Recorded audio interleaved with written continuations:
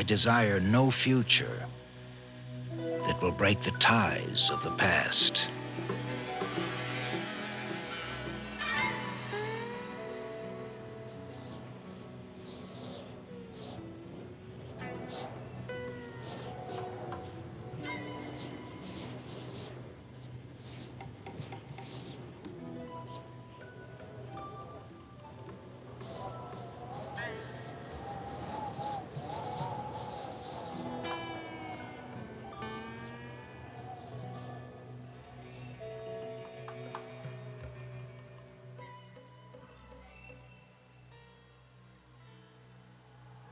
Around the early 1800s, a small but determined group of men had a grand vision for New York State. They believed that it would be possible for a grand canal to link the waters of Lake Erie to the Hudson River, which flowed into the Atlantic Ocean. They sought out Thomas Jefferson, often called the Sage of Monticello, to help guide them in accomplishing their plan. But he told them, "Gentlemen, you are a century too soon." The persistent New Yorkers then turned to President Madison, who told them, "Your scheme would exhaust the resources of the nation." But undeterred by Madison and Jefferson's warnings, these gentlemen forged ahead, alone, with no federal aid. And on July 4th, 1817, the first spadeful of earth was turned in Rome, New York. Their dream to build a 362-mile canal waterway, the Erie Canal, had begun. Aye, digging this here canal's hard work. Even lost some men along the way. But when it's done, it'll be a wonderful thing. 8 years later, on October 26, 1825, Governor DeWitt Clinton made history by opening the longest canal in the world. The Erie Canal, which for years had been ridiculed as Clinton's Ditch, majestically linked the Great Lakes to the Atlantic Ocean. Almost overnight, New York became the Empire State as sleepy towns and trading posts dotted along the canal's towpath blossomed on the banks of what onlookers now called the Ditch of Destiny.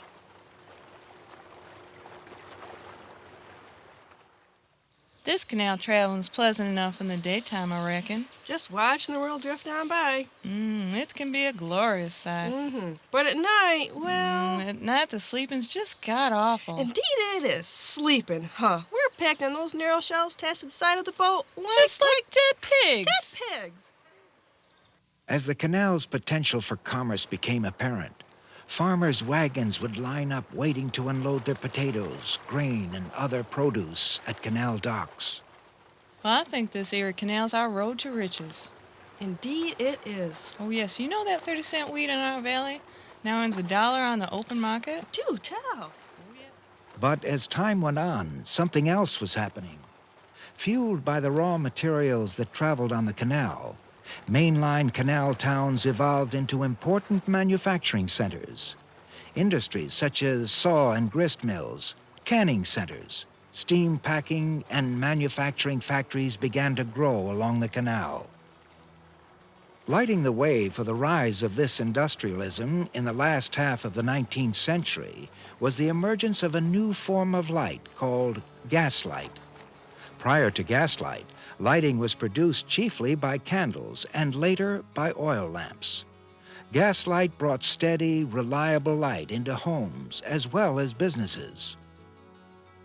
But the gaslight of the last century was not the natural gas we use today, but rather manufactured gas, made by heating coal in a closed space. The practical aspects of using coal as a fuel for light were first recognized in the late 1700s, when the English inventor William Murdoch used coal gas first to light his home and later to light a local foundry. Within the next decade, the production of gaslight became a thriving business in England. In 1816, Baltimore became the first city in the United States to have a gasworks. Boston followed in 1822, New York City in 1825. and by the midpoint of the 19th century, there were dozens of gasworks throughout the Empire State, many situated along the Erie Canal, and later the Barge Canal. Proximity to the canals meant tons of raw coal could be shipped in with relative ease. Harbor Point in Utica, New York, became the home of one of the earliest upstate gasworks. Before long, nearly every village and town had its own gasworks. Consequently, a wide range of industries sought out locations near to these plants in order to take advantage of their ready supply of gas, which made it possible for production to continue around the clock. We can sell as much product as our people can turn out, and more. Now that we've got the gasworks, we don't have to close shop when the sun sets. During the Civil War years, New York State became a major supplier of arms, wagons, and other supplies to the Union forces. In the sleepy canal town of Erie, New York, for example, companies such as Remington Arms prospered, thanks in part to their proximity to the gasworks and the canal. What the public called the gasworks, or town gas, the professionals called manufactured gas plants. Manufacturing coal gas was a labor-intensive process, and these plants were major employers in their towns. First, the oven workers shovel cartloads of coal into large, airtight ovens. As the coal heats up, it gives off a gas made up of methane, hydrogen, and carbon dioxide. The gas is taken away by the exhauster and pushed into the condenser. I'm what they call a spell patcher, I guess another name for it would be oven man. Gotta make sure this part of the plant runs right. Only tough part's the heating here. We gotta keep turning around near the cool air coming from the windows to keep from burning up. We call it the Water Street Dance. I've been working here for a lot of years now. Lucky to have a decent job, I guess.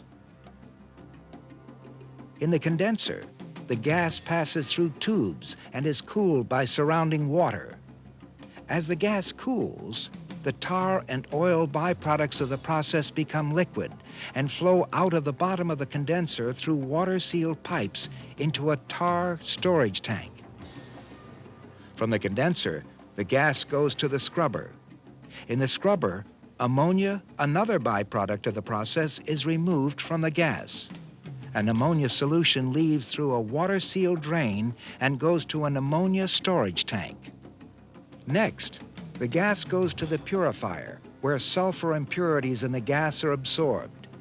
In early plants, lime was used to absorb impurities. Later, iron-impregnated wood chips were used. The purified gas now goes through the station meter, where its volume is measured, then stored in a large gas holder tank. One problem with the gaslight of the last century was storage. There were times of the day when little gas was being used, and other peak periods when all over the city households were turning on their lamps and cooking with their stoves. And at night, the streetlights came on, adding to the surge in gas consumption. In fact, the streetlights did not come on. They were lit, one, by lamplighters who traversed the city sidewalks on stilts. Since it wasn't practical to match the production of gas with the hour-by-hour demand, the gas companies built gas holders to store the gas produced for use during the evening hours. Gas holders were frequently surrounded by a round brick building called a gas holder house. Windows were often added for architectural interest, and a cupola was built at the top to provide an exit for the gas fumes. A small brick building, known as a governor, held the machinery that regulated the gas flow in and out of the tank. In Saratoga, an original gas holder, circa 1873, still stands. And in Ilion, a gas house of the 1870s survives as a reminder of the 19th century gaslight era. By the late 1880s, the electric industry had just come on the scene and loomed as a formidable competitor for the large gaslight market. Thomas Edison, who vigorously led the crusade for electric light, often argued passionately against gaslight, positioning himself as the one person who was going to seal the fate of the barbarous and wasteful gaslight. His Edison lamps would provide a light source of soft radiance, singularly powerful, and even perfectly steady. While Edison's electric light would end the gaslight era, other changes in technology increased the demand for manufactured gas. Several scientists were experimenting with a new carbureted water gas process, a process of producing gas from oil and water. Carbureted water gas had the potential to burn more efficiently than coal gas, and therefore be useful for heating as well as lighting. All that was needed was an economical method for producing carbureted water gas. In 1873, Professor Thaddeus S.C. Lowe is credited with the development of a carbureted water gas process. Water, in the form of steam, was brought into contact with red-hot carbon, producing hydrogen and carbon monoxide gases, known as blue water gas because of its pale blue flame. The blue gas was then used to crack heavier oil molecules into a simpler gas. The superior heating value of carbureted water gas led to its preference over coal gas, and soon coal gas plants in New York and scores of other towns across the Northeast converted to or added the new water gas process. To keep up with the demand for this new gas, dozens of water gas plants were constructed. Among them was the gas plant in Saratoga Springs, which began operation around 1873. Like their coal gas predecessors, the new plants were sometimes located in close proximity to the canal system. Not only did the canal provide a perfect throughway for tons of coal and other raw material inputs, it offered an ample supply of water for the new gas manufacturing process. By the end of the 19th century, at the height of the American Industrial Revolution, the increasing demand for fuel gas led to the development of large, centralized gas plants. These plants were mammoth in comparison to their ancestors and were capable of producing huge quantities of gas and coke. Coke, which is produced by heating soft coal, was used in steelmaking and was also sold as a furnace fuel for home heating. The Hudson Valley Fuel Corporation of Troy, New York, operated one of the country's largest coke plants in the early part of this century. This facility occupied 50 acres and employed up to 500 people at its peak. When I'm riding the bus into work, the first thing I see from the plant is a steam rising hundreds of feet in the air like big clouds. But as I get closer, I start to feel the place. You know, it's not that it's so big. It's the sound of those ovens roaring and shaking the ground.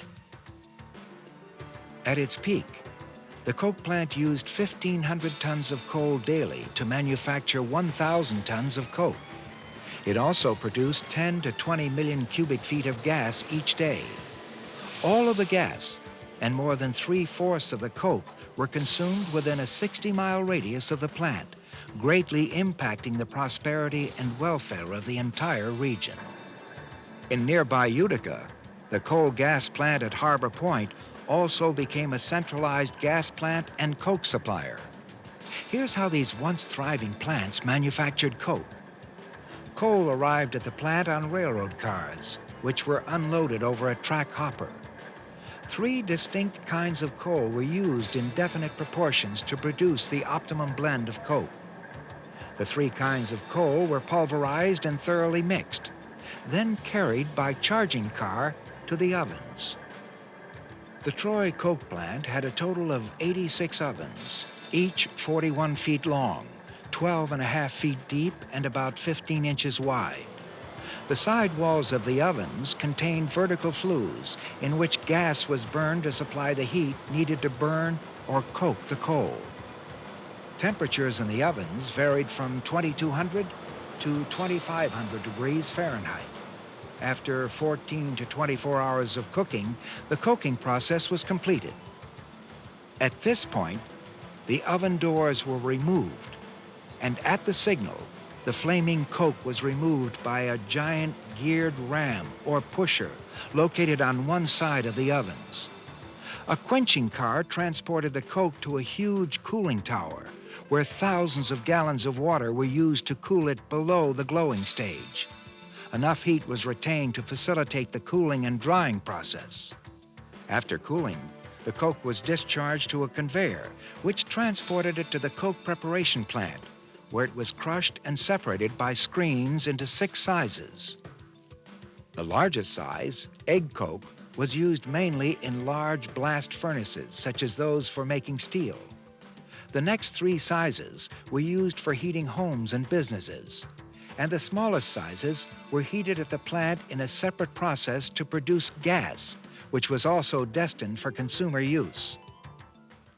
Over the years, as the various technologies of manufacturing gas and its byproducts were evolving, most manufactured gas plants met these changes by continually upgrading their equipment and expanding their workforce, just as they had done for nearly 3/4 of a century. By 1930, facilities in Syracuse, Utica, and Troy were connected via pipeline, forming the core of the upstate New York gas industry. But looming under the horizon was a new source of gas, which would end the manufactured gas industry forever. This new source of gas could be used by both industrial and residential customers without requiring the elaborate manufacturing processes of the past to produce it. This new form of energy was natural gas, a newer, more convenient, and more economical source of energy for industrial and home use.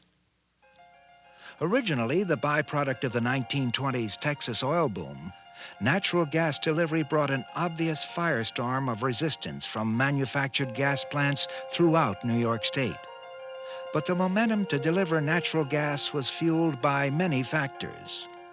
Under President Franklin D. Roosevelt's New Deal, the Interstate Pipeline Act was passed, allowing the natural gas delivery network to rapidly expand. After World War II, the Federal Power Commission decided to use certain oil pipelines for the transmission of natural gas. By 1947, industries and homes throughout the country were cooking with lower-cost natural gas. And the early objections raised against the inevitable growth of natural gas would have little bearing on the final outcome.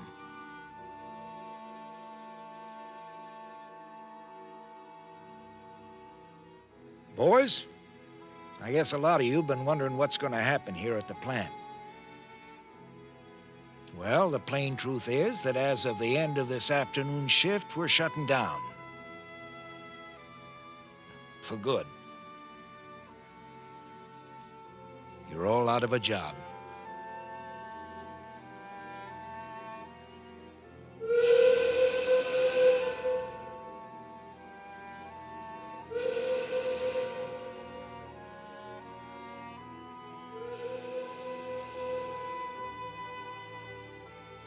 And so, these once powerful and dynamic energy producers with their roaring furnaces were silenced, one by one.